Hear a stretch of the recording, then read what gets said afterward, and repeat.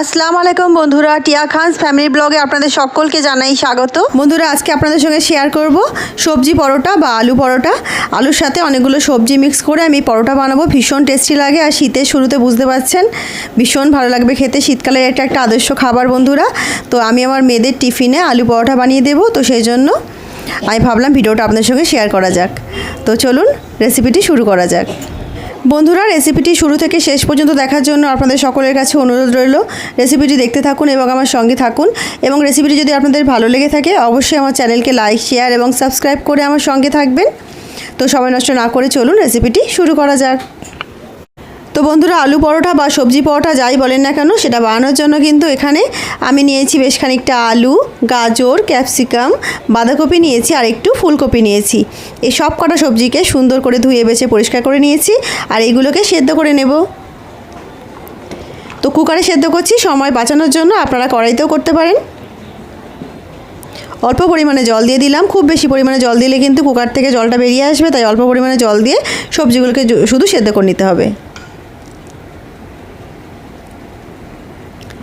Gas on করে cooker চাপিয়ে দিয়েছি, সবজিগুলোকে সেদ্ধ করে নেব। তো বন্ধুরা দেখুন, খুব তাড়াতাড়ি সবজিগুলো সেদ্ধ হয়ে গেছে। সবজি থেকে জল ঝরিয়ে আর ঠান্ডা করে নেব সবজিগুলো। আর এখানে মশলাগুলো দেখিয়ে দিই। গোলমরিচ নিয়েছি 1 টেবিল স্পুন, এখানে গোটা জিরে নিয়েছি, একটু মৌরি নিয়েছি, আর এখানে আমি একটু জোয়ান নিয়েছি, এটা আলু মাখার সময় দেবো বলে। আর এখানে একটু গরম মশলা নিয়েছি, তার সঙ্গে কিন্তু একটুখানি ছোট্ট একটা টুকরো নিয়েছি আমি জায়ফলের।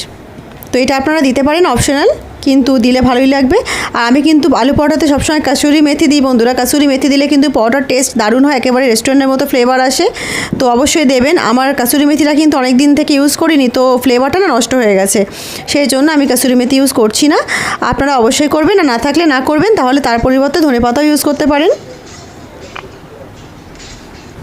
এখানে আমি শুকনো খোলায় মশলাগুলোকে ভালো করে ভেজে নেব, আর তারপরে ঠান্ডা করে এগুলোকে আমি গুঁড়ো করে রেখে দেবো একটা জায়গায়। তো মশলাগুলো কিন্তু ভাজা হয়ে গেছে, আর এখানে দেখুন আমার সবজিগুলো কিন্তু ঠান্ডা হয়ে গেছে।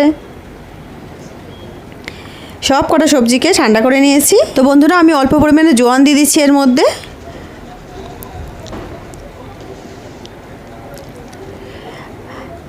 গ্রেটেড আদা দিয়ে দিচ্ছি বন্ধুরা। আমি আদাটাকে গ্রেট করে নিয়েছিলাম, 1 টিস্পুন মতো আদা দিচ্ছি এতে আমি, আর স্বাদ মতো লবণ দিচ্ছি।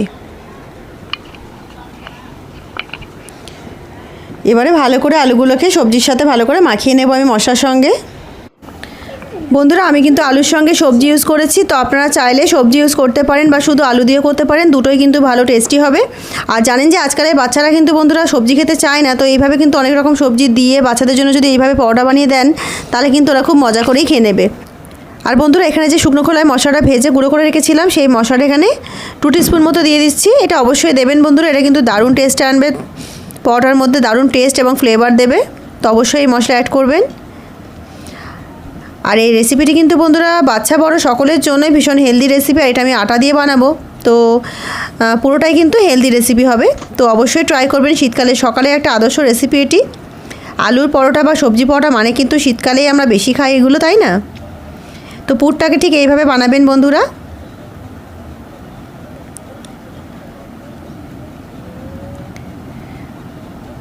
তো বন্ধুরা, পুর তো আমার রেডি হয়ে গেল। তো পরোটাটা আমি যেহেতু সকালে বানাবো টিফিনে, তো সেই কারণে পুরটাকে আমি ভালো করে এয়ারটাইট কন্টেনারে ভরে ঠান্ডা করে আর নর্মাল ফ্রিজে রেখে দেবো সারা রাত। অবশ্যই ঠান্ডা করে তারপরে ফ্রিজে ঢোকাবেন, আর অবশ্যই এয়ারটাইট কন্টেনারে রাখতে হয় বন্ধুরা, তবেই কিন্তু পুরটা বেশ ভালো থাকবে, একেবারে টাটকা থাকবে। তো এয়ারটাইট কন্টেনারে ভরে নিয়েছি, নর্মাল ফ্রিজে রেখে দেবো সারা রাত। আর বন্ধুরা, এখন বাজে সকাল 5:30, আমি পরোটা বানাতে চলে এসেছি। আর আমি নিয়েছি আটা, আপনারা চাইলে এটাকে ময়দা দিয়েও বানাতে পারেন। স্বাদ মতো লবণ দিয়ে দিলাম, আর এতে জল দিয়ে সুন্দর করে নরম করে আটাটা মেখে নেব। যেহেতু পরোটা বানাবো, তো সুন্দর নরম করে আটা মাখলে কিন্তু পরোটাটা ভীষণ নরম হবে, সুন্দর টেস্টি হবে।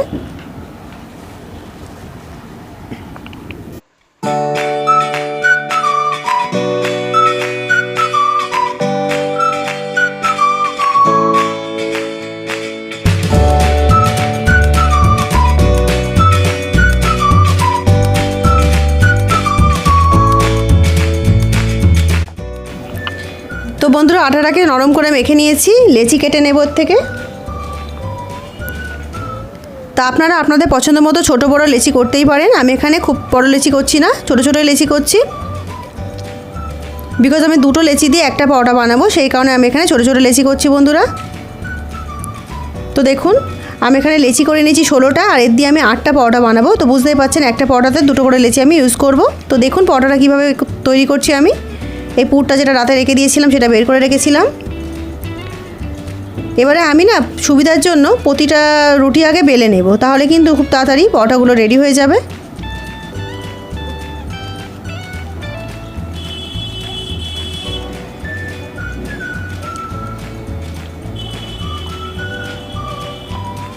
তো বন্ধুরা এইভাবে কিন্তু রুটিগুলোকে বেলে নিলে পরোটাগুলো খুব তাড়াতাড়ি আর সুন্দরভাবে রেডি হয়ে যাবে। তো এইভাবে রুটিগুলো বেলে নেবেন। তো দেখুন আমি কটা বেলে নিয়েছি আপনাদেরকে দেখানোর জন্য। তো চলুন আপনাদেরকে দেখিয়ে দিই কীভাবে পরোটাটা বানাচ্ছি। পুরটা তো আমরা রেডি করে রেখেছিলাম, সেই পুরটাকে আমরা পরোটার মাঝখানটা দিয়ে স্প্রেড করে নেব।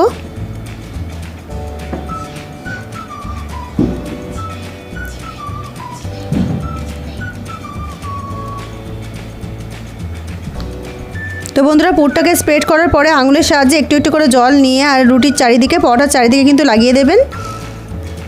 তাহলে কিন্তু এর উপরে যখন আরেকটা পরোটা দিয়ে আর এটাকে মানে সেট করব তখন কিন্তু ছেড়ে যাবে না। তো অবশ্যই এটা একটু জল লাগিয়ে নেবেন চারিদিকটা, তাহলে কিন্তু খুব সুন্দরভাবে পরোটাটা সেট হয়ে যাবে। দেখুন আরেকটা রুটি দিয়ে আর এটাকে ভালো করে সেট করে নিচ্ছি, একটু আলতো হাতে চেপে সাইডগুলো, মাঝখানটা চাপতে যাবেন না, সাইডগুলোকে আলতো হাতে চেপে নেবেন, তাহলে কিন্তু সুন্দর পরোটা রেডি হয়ে যাবে। এটা পুরো সেট হয়ে যাবে। তো দেখুন বন্ধুরা একটা পরোটা কিন্তু রেডি হয়ে গেল। তো এইভাবে কিন্তু সব কটা পরোটা বানাতে হবে। তো চলুন আপনাদেরকে আমি আরেকটা পরোটা বানিয়ে দেখিয়ে দিই।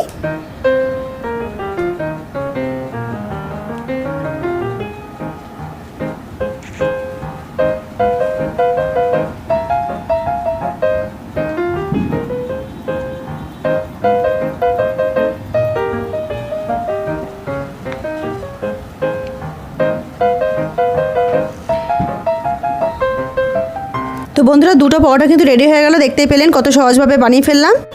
তো বন্ধুরা চলুন পরোটাগুলো আপনাদেরকে ভেজে দেখাই।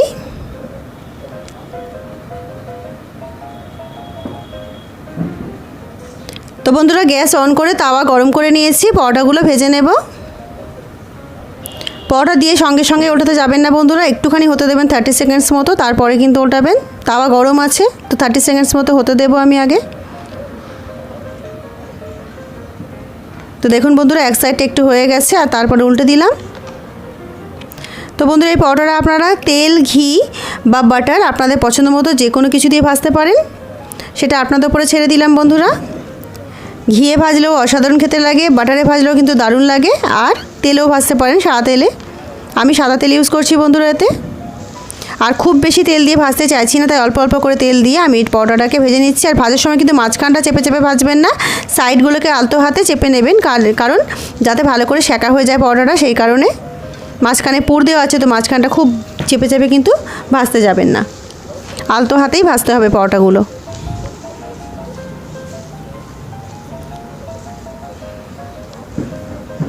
শীতকালের সকালে কিন্তু বন্ধুরা এরকম গরম গরম আলু পরোটা বা সবজি পরোটা হলে আর কি চাই, তাই না?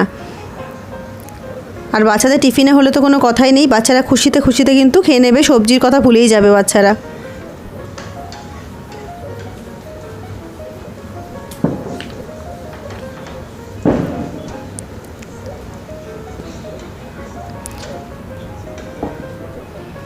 তো বন্ধুরা দেখতেই পাচ্ছেন আমি কত সুন্দর করে একটা পরোটা ভালো করে ভেজে নিলাম। তো এইভাবে কিন্তু পরোটাগুলো ভেজে নিতে হবে বন্ধুরা।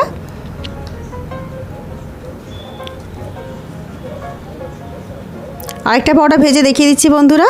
আর বন্ধুরা আমার চ্যানেলে কিন্তু দারুণ ভালো ভালো রেসিপি আছে, অনেক টেস্টি অনেক ভালো ভালো রেসিপি আছে। তো অবশ্যই আমার চ্যানেলে আপনারা ভিজিট করবেন এবং রেসিপিগুলো দেখবেন। আর যদি ভালো লেগে থাকে অবশ্যই আমার চ্যানেলকে লাইক, শেয়ার এবং সাবস্ক্রাইব করে আমার সঙ্গে থাকবেন, আপনাদের কাছে অনুরোধ রইল।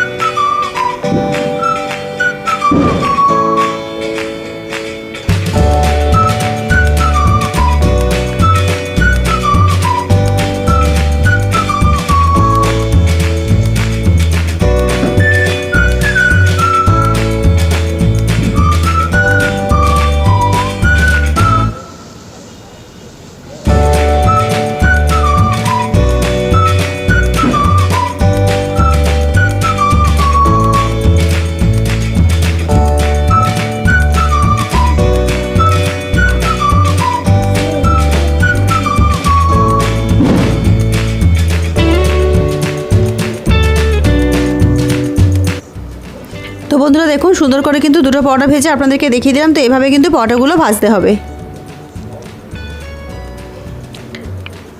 আর একটা পরোটা কেটেও দেখিয়ে দিচ্ছি বন্ধুরা, যাতে আপনাদের দেখতে সুবিধা হয়, বুঝতে সুবিধা হয়। তো দেখুন পুরটা কিন্তু পরোটার ভিতরে আছে, দেখতেই পাচ্ছেন। আর প্রত্যেকটা বাইটে কিন্তু পুরটা পড়বে, দারুণ টেস্টি লাগবে, ভালো লাগবে। তো ভিডিওটা পুরো দেখার জন্য আপনাদেরকে অসংখ্য ধন্যবাদ বন্ধুরা। রেসিপিটি ভালো লাগলে অবশ্যই আমার চ্যানেলকে লাইক, শেয়ার এবং সাবস্ক্রাইব করে আমার সঙ্গে থাকবেন। দেখা হচ্ছে একটা অন্য নতুন ভিডিওর সঙ্গে। ততক্ষণ সবাই ভালো থাকুন, সুস্থ থাকুন। আল্লাহ হাফিজ।